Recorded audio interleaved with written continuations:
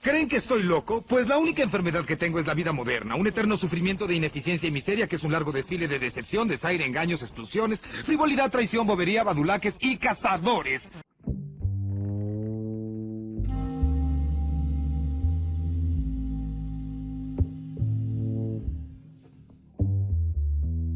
Les recordamos que en la primera parte de este capítulo hablamos de la trágica estadía en Polonia de Malka y Edward y del amor prohibido entre los coreanos con nombres que solo Nicole sabe pronunciar.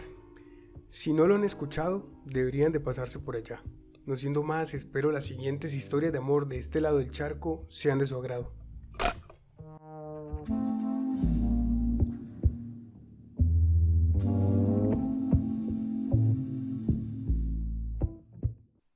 La siguiente carta fue escrita por una mujer a su esposo durante una guerra civil en Colombia, que se conoció como la Patria Boba.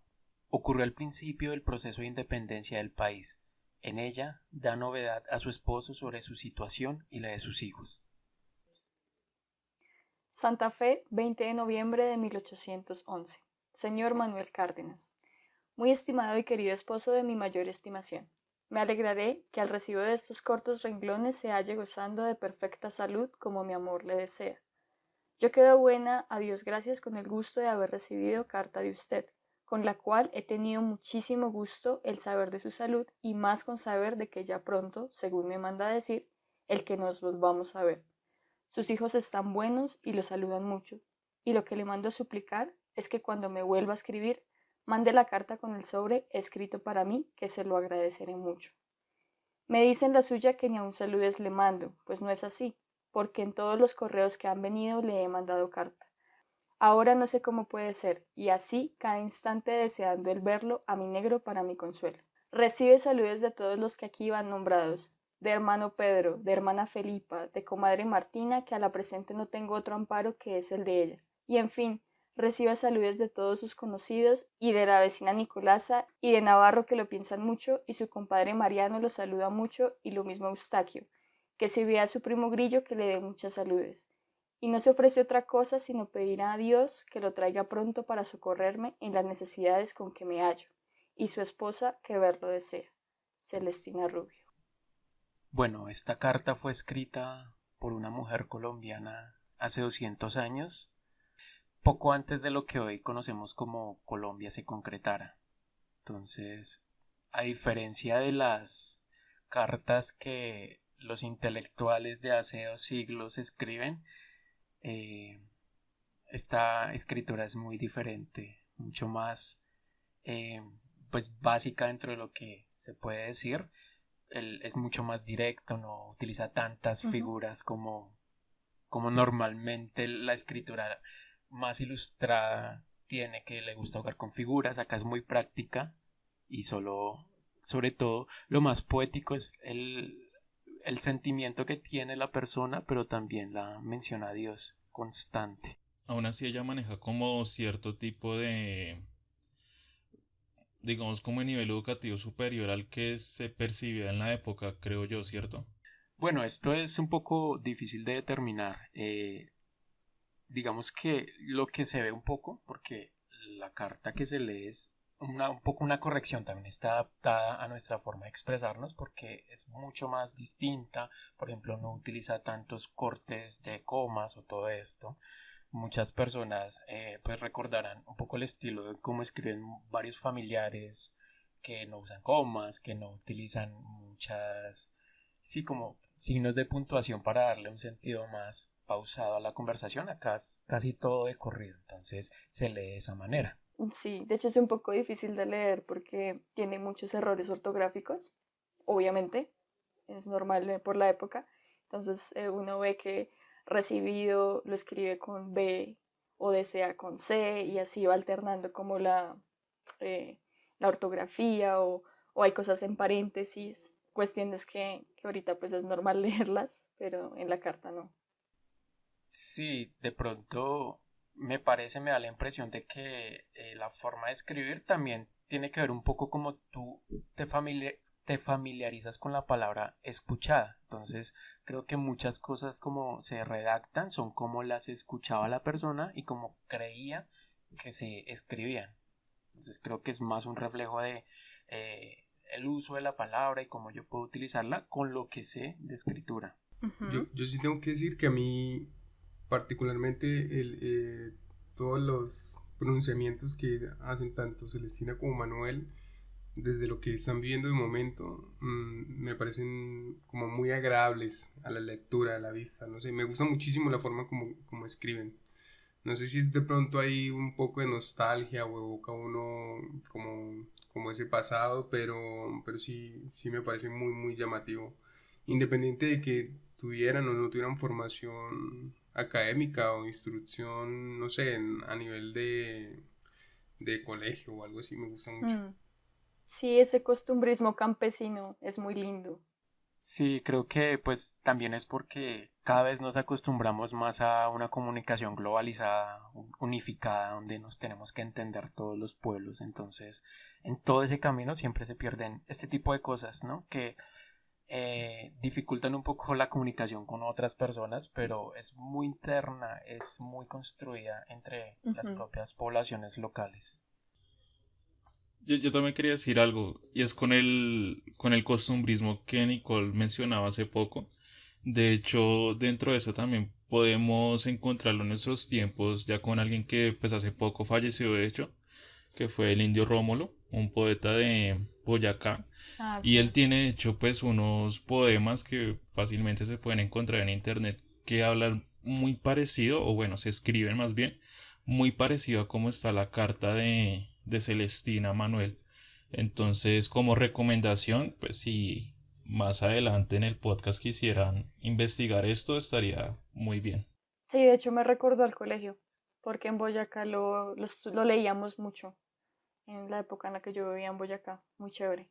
Sí, esos estilos de poesía locales también, varios escritores lo adoptaban y tiene su propio encanto hallar la musicalidad dentro de un vocabulario que pues digamos que normalmente se ha sacado de toda esta literatura porque se considera de alta cultura, pero muchos artistas lo que hacen es recoger como todas esas expresiones y las elevan para darles digamos esa calidad de belleza que muchas veces sí merecen, porque como son tan pragmáticas, como son de uso tan cotidiano, digamos que a veces se pierde una perspectiva mucho más estética de todo este vocabulario y es algo muy bonito.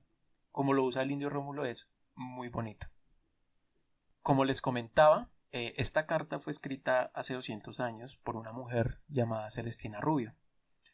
Ahora vamos a conocer a la persona a quien le escribía estas cartas. Mientras realizaba la guardia matutina, Manuel Cárdenas sostenía la última carta que recibió de su esposa Celestina. Fue escrita en noviembre de 1811 y desde esa fecha no recibió más correspondencia de su mujer. A inicios de enero de 1813 y después de haber recorrido Popayán y Cali durante 2 años y medio, Manuel estaba en Monserrate, un cerro ubicado al oriente de Santa Fe, que es la actual Bogotá. En ese momento, Manuel formaba parte de las tropas al mando de Antonio Baraya, general que contribuyó a la reducción del poder de los realistas españoles del territorio que sería Colombia. Entonces, como les decía, Celestina fue una mujer que vivió sobre el siglo XIX, inicios. Entonces, en esta época Colombia no existía como tal, como hoy la conocemos, como este territorio completamente delimitado, y le estaba escribiendo a su esposo Manuel Cárdenas, quien se encontraba enlistado a los ejércitos que estaban combatiendo en ese momento para la expulsión de los españoles. Para quien sabe un poco de historia de Colombia, sabrá que este proceso de, entre comillas, independencia fue mucho más turbulento que una historia heroica de los héroes que expulsan a los malos invasores. ¿Por qué? Porque, bueno, hay un periodo corto de la historia de nuestro país llamado la Patria Boba. Y en este periodo sucede en esta época en la que Celestina escribe su carta. Del que no hemos salido, ¿En qué por cierto. ¿Cómo? Del que no hemos Sí. salido. Uh-huh. Sí, seguimos, de hecho es una forma muy normal de referirse a este país como la patria boba, porque desde esa época hay comportamientos que se replican hasta hoy día. Ujú. Uno de ellos creo que es el empezar una nueva cosa cuando no he terminado la primera, algo muy colombiano. Sí. Antes de que expulsaran a los españoles, antes de poder decir que ya no habían personas o ejércitos del Imperio Español en el territorio, eh, empezó una guerra civil entre las personas que estaban luchando para expulsar a estos españoles. Eh, y bueno, nuestro protagonista Manuel estaba en uno de los bandos y quien lo dirigía era Antonio Baraya. Entonces, digamos que es un personaje un poco oscuro, no es parte de estos grandes héroes como Bolívar o Santander, pero fue un general muy importante durante la época y fue uno de los primeros que lideraron estas campañas de expulsión de los españoles, pero antes de llegar a ese punto empezó esta guerra entre los propios compatriotas para mirar, ya ellos creían que tenían ese negocio hecho y empezaron a decir, bueno, vamos a organizarnos, pero pues hubo un desacuerdo y empezó una guerra civil. Exacto, entonces digamos que en la historia esto se vio reflejado porque sin haber culminado la expulsión de los españoles del continente, se inició una guerra civil en torno a la forma de organizar un nuevo país. Baraya juró lealtad al federalismo defendido por las Provincias Unidas de Nueva Granada, con base en Tunja, en oposición al centralismo, cuyos seguidores habían proclamado el Estado Libre de Cundinamarca con Santa Fe como centro de poder. Esto inició un conflicto que permitiría el refortalecimiento de los españoles. Bueno, entonces ellos estaban en un debate que hasta hoy día sigue en cómo sería mejor organizar un país, pero pues ya los países están organizados y lo único que hacen es lidiar con las consecuencias de sus acciones. Pero yo lo que veo actualmente es que no importaba realmente cómo se organizaran. Sí, Porque al final... Porque si uno ve a México, que es un país organizado de forma federal, es un desastre igual que nosotros a su modo. Sí, este era el momento en el que estábamos pensando que si era mejor ser centralistas o federalistas, que nos servía más y terminamos pues estando en problemas igual siendo centralistas, que fue finalmente lo que pasó. En que no debería existir Latinoamérica. Sí, que fuera un trozo de mar enorme. Y nosotros fuéramos peces sin conciencia sobre nuestra existencia. Bueno, considerando este contexto de guerra civil, tenemos a Manuel que está pues del lado del general Antonio Baraya, el cual está en el lado federal, en oposición al centralismo. Entonces, volvemos a la historia. Baraya estaba realizando preparativos, pues luego de haber vencido a los centralistas, la batalla de Venta Quemada, ocurría el 12 de diciembre de 1812, lograron rodear Santa Fe, estableciendo campamentos en Suba, Fontibón y el propio campamento de Baraya en los cerros de Monserrate, cercando al gobierno centralista. La idea de Baraya era sitiar y tomar Santa Fe, defendida por Antonio Nariño, presidente centralista de un territorio que nadie sabía aún qué era o cómo era. El plan se ejecutaría el 9 de enero de 1813. Entonces estamos cercanos a esta fecha del 9 de enero de 1813. Tenemos a Manuel que está leyendo las cartas de su esposa en Monserrate y él está con un ejército que está a punto de invadir la ciudad. Entonces este es el escenario que le está tocando a nuestro personaje, que es un contexto de invasión a la ciudad que hoy sería Bogotá.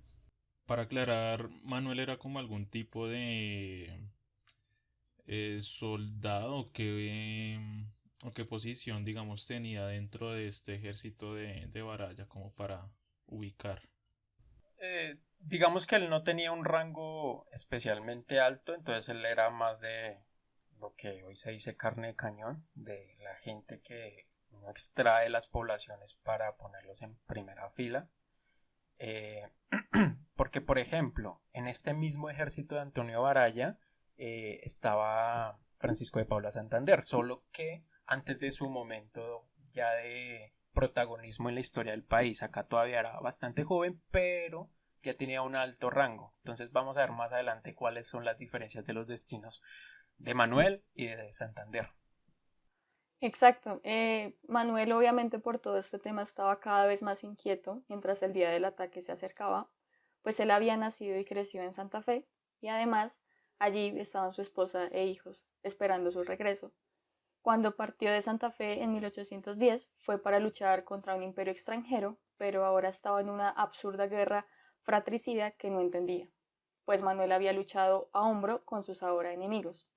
Es lo que decía antes Fabi, que prácticamente él está en un ejército en el que simplemente está luchando por unos intereses, pero él pues finalmente va como el flujo vaya, no es que tenga una posición, simplemente el ejército en el que él está lo está llevando a una guerra, a una absurda guerra como fue la Patria Boba, que pues finalmente fue eso. Sí, Manuel, de hecho, en sus cartas también le escribe a Celestina, abro comillas, me hallo tan desesperado y aburrido en esta tierra que no sé qué hacer, siendo la deserción una opción. Entonces él hace parte de estos ejércitos más como parte de esta cosa histórica que suelen hacer las grandes organizaciones estatales, pero pues en ese entonces no eran organizaciones concretadas, pero pues normalmente los grandes poderes que están en control de un territorio, pues ellos son los que hacen esa gestión de la población para el desarrollo de sus conflictos, y dentro de este conflicto pues estaba Manuel, quien salió de Santa Fe, abandonó a su esposa e hijos para empezar esta guerra con los españoles, viajó por el sur del país haciendo que retrocedan los españoles, pero pues ya después de haber hecho esto empieza la guerra civil, entonces empiezan a pelearse sobre todo desde los dos frentes que son Boyacá y Santa Fe, y Manuel pues ya se ve obligado prácticamente a continuar con su pelotón, ¿no? Porque pues también dentro de las lógicas militares la deserción es una cosa muy, muy grave dentro de sus esquemas jerárquicos. Entonces, retomando nuestra historia, después de más de 2 años separado de su familia, Manuel se encontraba más cerca que nunca, apenas a un par de kilómetros de distancia. Pero esto se daría durante una guerra civil bajo el mando de un déspota general federalista Baraya, quien tenía plena certeza de que lograría tomar Santa Fe calle por calle y organizar una patria federal. Entonces, ¿cuál es la angustia que debe sentir un hombre que está enlistado en el ejército que va a invadir la ciudad donde se encuentra su familia? Debe ser como un sentimiento de impotencia, ¿no? Porque al final digamos que el futuro de la familia también puede ser desconocido frente a los sucesos que él mismo está presenciando. Entonces, por mi lado pensaría que hay una sensación de incertidumbre y también de zozobra frente pues a la situación que afrontaba el país en ese momento, o más bien pues Santa Fe para ese momento. Es inevitable pensar en el futuro de la esposa y sus hijos porque ellos están allí y pensar que si ganaban los centralistas o federalistas eso iba a impactar finalmente en el desarrollo, digamos, social que iba a finalmente impactar en la vida de sus hijos y su esposa. No se sabía realmente qué iba a pasar con ellos. Sí, además que el curso de la guerra civil va cambiando constantemente porque digamos que la primera batalla, que fue la de Venta Quemada, pues hizo que los federalistas se les subiera el humo a la cabeza y tuvieran toda la certeza de que iban a ganar, sin ninguna duda, y llegaba el punto de que Nariño, que era el presidente centralista, les dijera, bueno, nos rendimos, pero con ciertas condiciones, y Baraya, nada, él estaba completamente convencido de que podía sitiar y ocupar la ciudad de Santa Fe y eliminar por completo al centralismo del país. Entonces, el spoiler es que el país está organizado de una forma muy específica que todos conocerán. Organizada entre comillas, voy a anotar ahí. Abro comillas. ¿Cómo fue que, quiero hacer un paréntesis acá, cómo fue la cita que decía Manuel de que estaba cansado de vivir en Santa Fe? ¿Cómo es que era? No, era más bien cansado de la guerra. O sea, cuando él decía, me hallo tan desesperado y aburrido en esta tierra, refiriéndose a las tierras del sur. Eso se lo escribió a Celestina durante sus viajes por Popayán y Cali, mientras no había iniciado todavía esta guerra civil conocida como la Patria Boba. Mm. Ujú. Y es curiosamente que esto ya se repite eso Eh, hasta en nuestros tiempos, ¿no? De que ya estamos cansados de vivir en esta tierra y en esta situación. En esta patria boba. sí, no nos pongamos pesimistas tan pronto, por favor. Por favor, dónenos por Patreon. Dónenos por Patreon para que nos podamos ir de acá. Pongámonos serios, ya pasó, estamos de un chistín subidos, yo sé que hay emoción y todo, pero bueno. La diferencia, una de las diferencias más puntuales con el conflicto intercolombiano es que actualmente no es una guerra civil. Entonces, eso. Y bueno, y yo difiero un poco de pronto de esta visión que le hemos dado a lo que es la patria boba, como que sí, que una guerra sin sentido y demás, porque pues a mí no me parece como tan boba. Lecturas más contemporáneas de la historia dan cuenta de que precisamente esta confrontación centralista federalista no era más que la evidencia de un proceso, un intento de una conformación de nación, de un país. Entonces es entendible que hayan eh, posturas encontradas, ¿no? Diversas, distintas y que sí, claro, se traduce en un conflicto, pero de alguna manera sirvió como el constructo para establecer esta nueva identidad de nación ya por fuera de pronto del control español puntual, de la administración española. Sí, yo creo que más lo de patria boba, obviamente la organización de un estado requiere un debate que pues hace 200 años siempre se resolvía con sangre a las malas, ¿no? Ese nombre es más que nada porque no estaba consolidado el proceso de expulsión de los españoles. Entonces estaban dando un debate antes de terminar otro que dejaron ahí sin terminar y estaban súper confiados de que ya estaba zanjado eso. Bueno, entonces en esa patria boba en la que nos encontrábamos, pues Manuel no dejaba de pensar que se acercaba a Celestina y sus hijos junto a un ejército que atacaría la ciudad que lo vio crecer, y se horrorizaba al pensar que su familia sufriría esos destinos que la guerra suele imponer a los más vulnerables.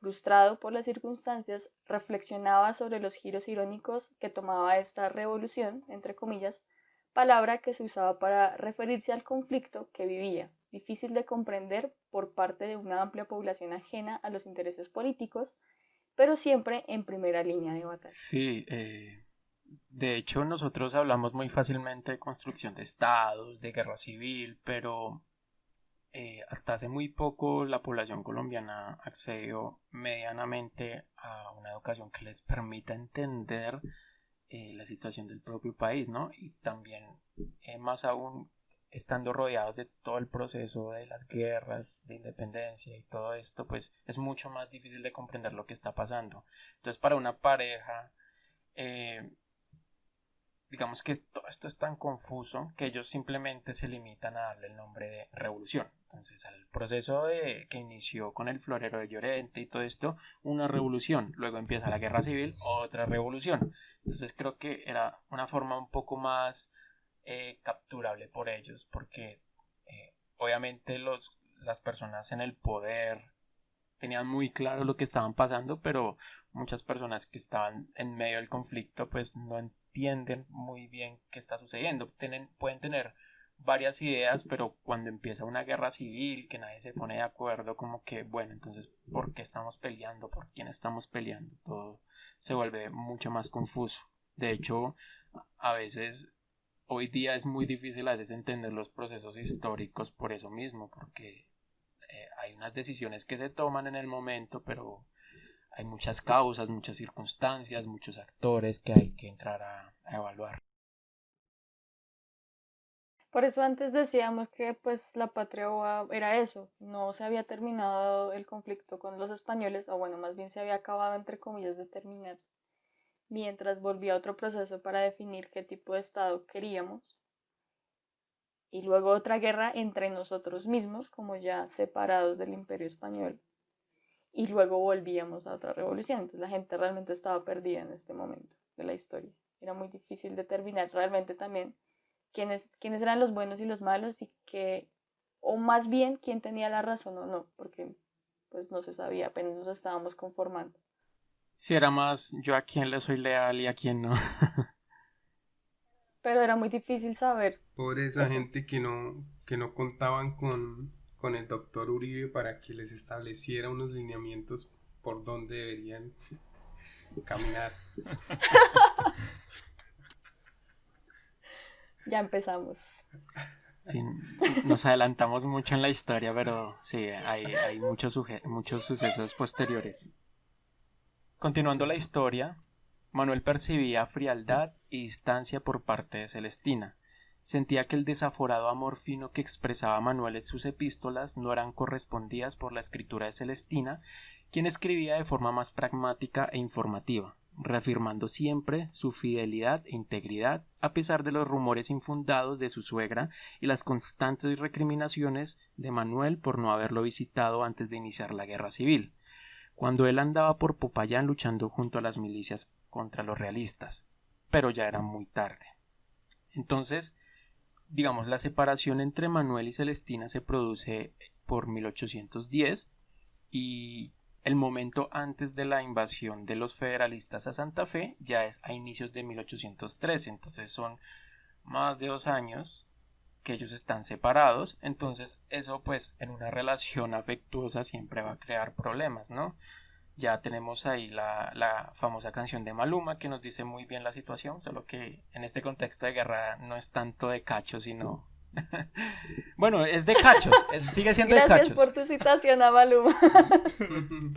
Citando a Maluma, mi pesimismo y letra. Sí, porque en las mismas palabras está esta intención siempre está reafirmando su amor a pesar de los errores, especialmente en el hombre, ¿no? Porque la mujer siempre se espera esta pureza, ¿no? Este no engaño, porque el engaño a la mujer históricamente se ha visto como algo mucho más grave que una infidelidad por parte del hombre en la pareja. Manuel era bastante diciente en este sentido, porque en algún extracto le dice a Celestina, abro comillas, te doy palabra de portarme muy distinto de lo que hasta aquí me he portado, y así te pido me perdones y eches en olvido todo.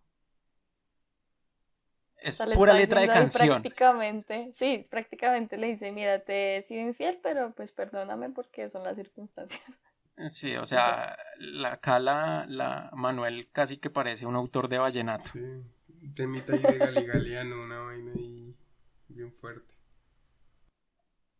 Un diomedazo ahí. Dios me das.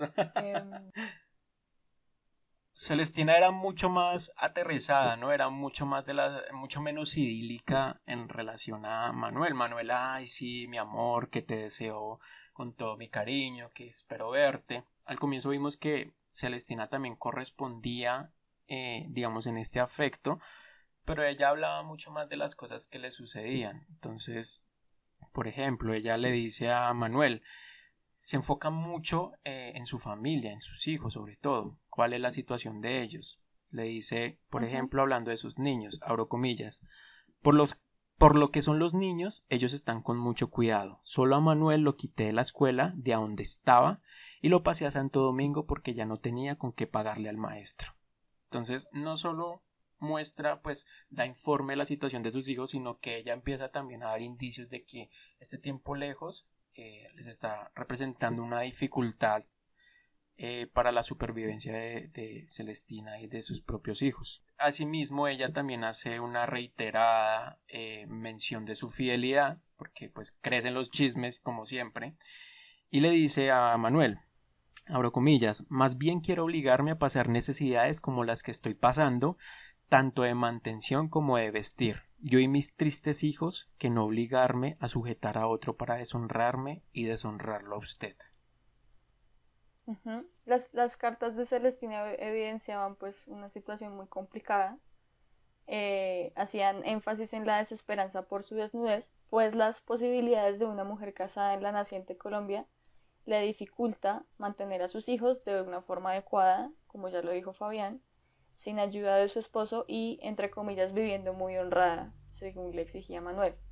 Al sostener esa última carta, Manuel observaba Santa Fe desde el cerro con nostalgia y desesperanza. O sea, esto es como una carta o un extracto de la carta que Manuel le exigía de vivir bien a pesar de que él pues no le... o vivir de manera honrada a pesar de que él no lo estaba haciendo.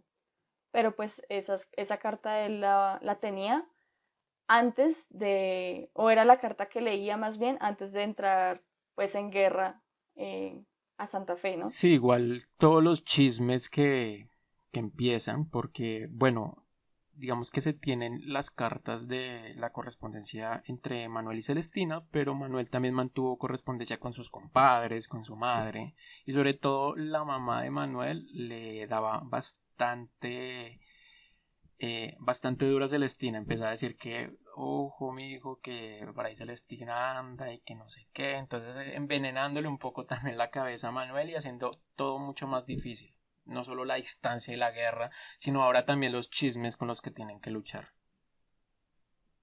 Pues es normal de su mamá, ¿no? Una mujer también formada, de cierta forma, un poco machista, que a pesar de que tenía muchos problemas con sus hijos, igual le exigían, pues, vivir de manera honrada, como ellos mismos dicen, pero sin tener en cuenta, pues, todas las dificultades por las que ella estaba pasando sola, sin Manuel. Sí, de hecho Celestina hace referencias a estos conflictos con la mamá porque ella no solo pone cizaña en relación a la fidelidad y la honra de Celestina, sino en relación al mantenimiento de los hijos. Entonces, en otro extracto, ya sobre 1812, que ya ha pasado bastante tiempo desde que se separaron, Celestina le escribe a Manuel, refiriéndose a la mamá de Manuel. ¿Por qué tuvo que decir que yo los tenía llenos de piojos y niguas? Lo cual es mentira, porque el mayor cuidado que tengo es el de limpiarlos aunque sea con sus mismas chánchiras, y usted mismo puede ver cuánto es el amor que les tiene a sus nietos, que hasta la presente no le he merecido ni un pedazo de mogolla para los muchachos. Qué descaro, esa señora, perdón, que la criticaba, pero tampoco la ayudaba, o sea, ¿qué esperaba en esa Sí, situación? no, como que esto, como que no consideraban todas las dificultades que se incluyen el estar en una guerra y que una familia se vea separada y todos los problemas económicos que eso despierta a largo plazo. Le importaba era el veneno. Pero bueno, mientras pues Manuel estaba acá en Monserrate a la espera de la orden de Baraya de invadir Santa Fe, había algo que él ignoraba. Su hermano, José del Campo Cárdenas, de 13 años, había sido interceptado por las autoridades centralistas el 1 de enero de 1813 mientras transitaba por las calles de San Victorino con una carta cosida en su camisa raída. La carta había sido escrita por Celestina, quien le pidió a José intentar subir a Monserrate para entregarle la camisa con la carta a Manuel.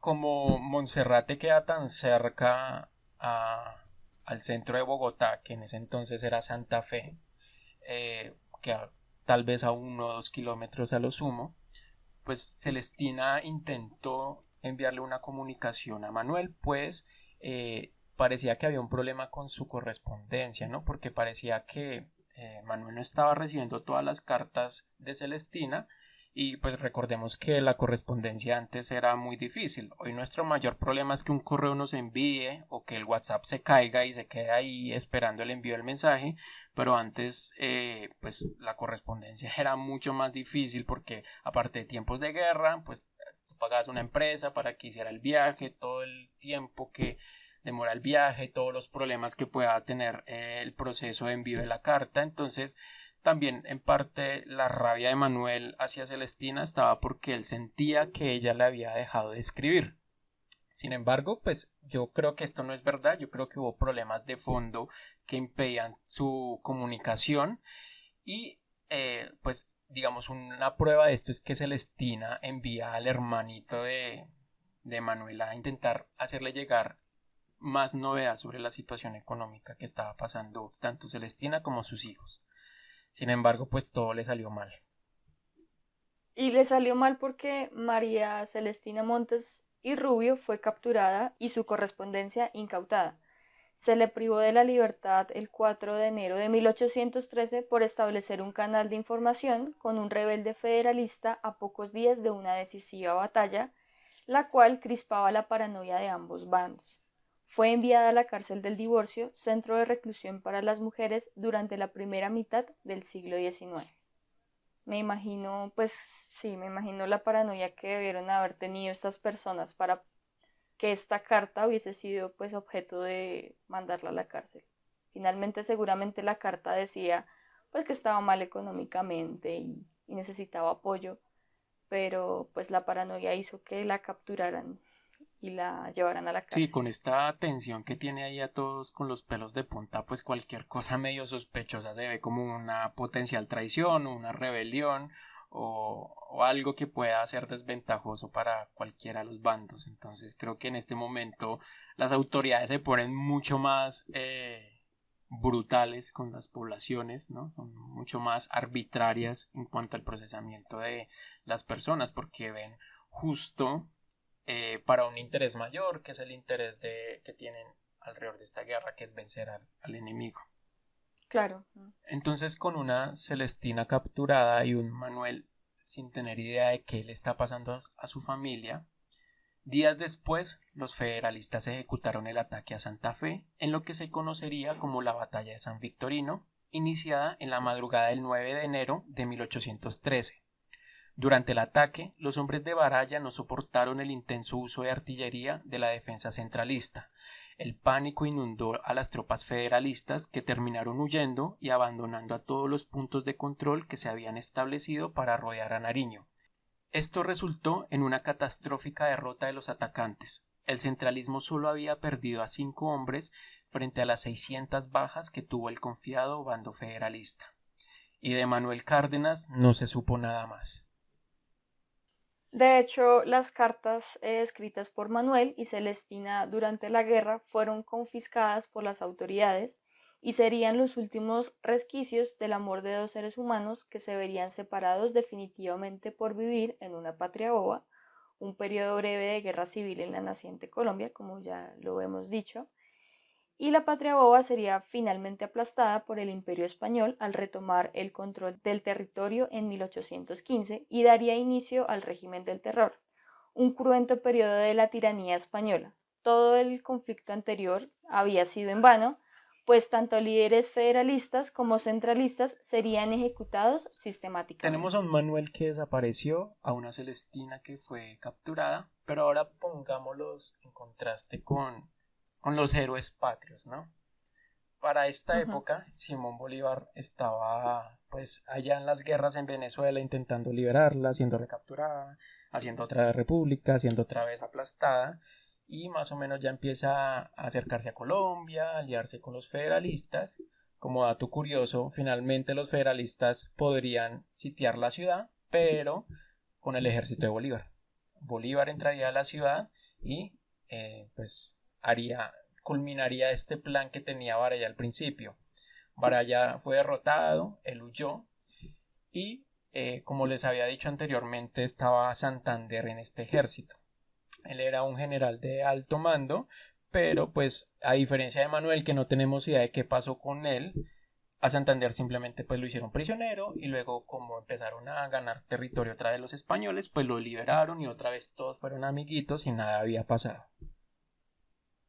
A mí me parece muy triste esta historia enmarcada en este conflicto porque finalmente ellos simplemente son víctimas de las circunstancias de la guerra. Ellos, las cartas que ella le escribía a él simplemente eran como una llamada de auxilio para que él supiera cómo estaban sus hijos y todo lo que había pasado.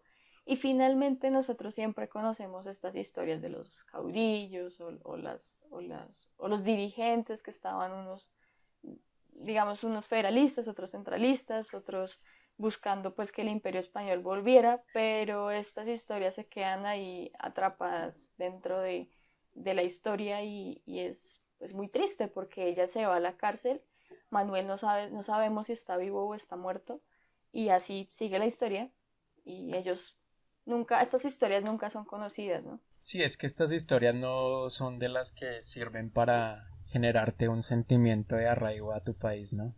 Cambió la historia de Bolívar si lo es. Sí, obvio. Son otras cosas. para otros fines, como en el altar de alguna forma lo que hemos logrado como nación, si se puede decir así. Sí, ese siempre va a ser el interés y eso lo vemos con todos los héroes, los grandes héroes de la historia de todos los países. Siempre se exaltan estas historias simbólicas de pues, recomponerse, de lograr sobreponerse al enemigo, de lograr derrotarlo, pero no de todas las consecuencias, de todo lo que esto conlleva, de todas las vidas que se ven involucradas en estos procesos, que siempre se suelen olvidar. Afortunadamente, digamos que es una tendencia cada vez más fuerte de recoger las pequeñas historias, ¿no?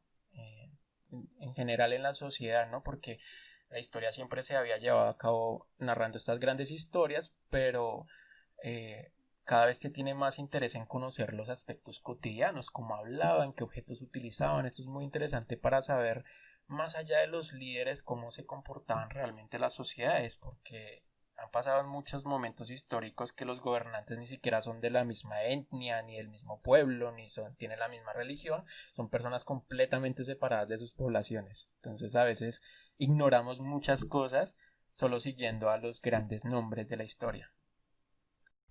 Y que en su condición de gobernantes o de figuras destacadas pues son o tienden a ser adornados, ¿no? Entonces estas personas que pronto con sus historias pequeñas pasaban desapercibidas eran más escuetas y nos brindan como una aproximación a la realidad más fiel de esos sucesos sociales que se daban en ese momento. Creo que finalmente conocer estas historias de personas cotidianas son lecciones para nosotros mismos que somos personas del común, que nunca hemos conocido historias del pasado de gente justamente del común, sino los grandes próceres y las personas que, a pesar de que sean o no sean colombianos o de nuestro territorio, pues no nos sentimos muy identificados con ellos. En cambio con estas personas seguramente sí. Sí, creo que esta forma de contar la historia tiene una misma tendencia que la de los emprendedores, que es siempre resaltar las historias de éxito, que son muy pocas,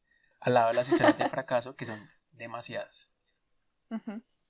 Y bueno, de esta guerra civil no quedarían sino caudillos fusilados, familias quebradas, y estas cartas narrando las pequeñas vidas inmersas en las agitaciones militares y nacionalistas. Cartas que sobrevivieron por ser una prueba incriminatoria de una mujer desesperada por la pobreza suya y de sus hijos, quien cometió la imprudencia de rogar ayuda a su esposo al otro lado de la trinchera en la primera de las muchas guerras fratricidas que vendrían. Bueno, dos cosas. Esta historia es completamente real, se tomó de una revista académica llamada Anuario Colombiano de Historia Social y de la Cultura, escrito por Tobar Pinzón para esta revista de la Universidad Nacional. Y hay un elemento que me gustó mucho y era la forma en que ellos se despedían normalmente, que era con una frase que me pareció estéticamente muy bonita, que era que más bien quisiera verte que no escribirte, haciendo referencia a la ausencia. Esa frase está whatsappiable. Tindereable. Pónganla a sus perfiles de Tinder, por favor, para hacer muchos matches. Sí, la frase pandémica del día, recogida de hace 200 años, tiene toda una historia detrás, o sea, eso es un pick-up line fijo. Por cierto, que las historias del primer y este segundo capítulo, son historias de la vida real, como bien lo dijo Fabián, para que sepan que las desgracias nos acompañan siempre. Independientemente del periodo histórico. Exacto. Y de la plata que usted tenga. No, claro que si tiene mucha, usted tiene más poder de decisión en la historia. Sí. O mucha que tierra. llorar en, no sé, en un Ferrari, en un yate, tiene que ser mucho más pasable que por ahí en una banca de un parque. Sí, en el caso de este país no es tanto plata, sino tierra. Acá el de la tierra es el que manda. ¿Les parece si de una vez vamos con la segunda historia y nos vamos para Argentina? Que es la segunda historia a la que vamos a ir. De una. Hágalo real. ¡No es así! El alcalde Rodolfo tiene razón. Hoy hemos llegado hasta aquí. Los esperamos en una próxima entrega con la historia de Ramón en Argentina y les deseamos tengan una pésima semana. También queremos conocer sus desdichas. Pueden compartir sus experiencias anónimas al correo pesimismoiletrado@gmail.com para darles vida en nuestro podcast. Queremos agradecer de manera muy especial a Unheard Music Concepts por la música de nuestro intro. Y por último, pueden escucharnos también en Spotify, Google Podcast, iVoox y YouTube. No olviden seguirnos en Facebook, Instagram y Twitter como Pesimismo Iletrado. Muchas gracias por escucharnos.